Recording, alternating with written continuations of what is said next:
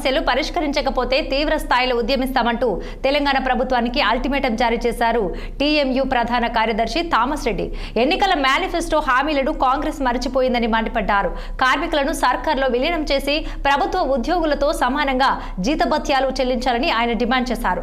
కరీంనగర్ జిల్లా హుజూరాబాద్లో ఆర్టీసీ కార్మికులను కలిసి వారి సమస్యలను థామస్ రెడ్డి తెలుసుకున్నారు. అనంతరం మాట్లాడుతూ తమ సమస్యలపై స్పందించకుంటే కరీంనగర్ జిల్లా నుండే నిరసనలు ప్రారంభిస్తామన్నారు. తమకు అండగా ఉంటామని, ఎన్నికల్లో చెబితేనే గెలిపించామని, అధికారంలోకి వచ్చి 2 ఏళ్లు గడిచినా కనీసం రిటైర్డ్ ఉద్యోగుల బకాయిలు చెల్లించడం లేదని థామస్ రెడ్డి ధ్వజమెత్తారు. హుజూరాబాద్ మిత్రులను కలవడానికి ఇక్కడికి రావడం జరిగింది.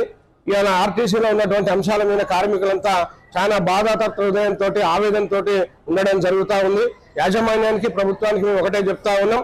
ఇవాళ గతంలో ప్రభుత్వం ఇచ్చిన హామీలు, కాంగ్రెస్ పార్టీ మేనిఫెస్టోలో పెట్టిన అంశాలని మర్చిపోవడం జరిగింది. 2 సంవత్సరాలైనా ఇప్పటి వరకు అమలు చేయలేదు. దాని ప్రకారంగా ఇప్పటికి కూడా మేము డిమాండ్ చేస్తా ఉన్నాం. ఆర్టీసీ ఉద్యోగులను ప్రభుత్వంలో విలీనం చేయాలి. ఆర్టీసీ ఉద్యోగులకి ప్రభుత్వ ఉద్యోగులతో సమానంగా జీతభత్యాలు 2021 పిఆర్సీని చేయాలి.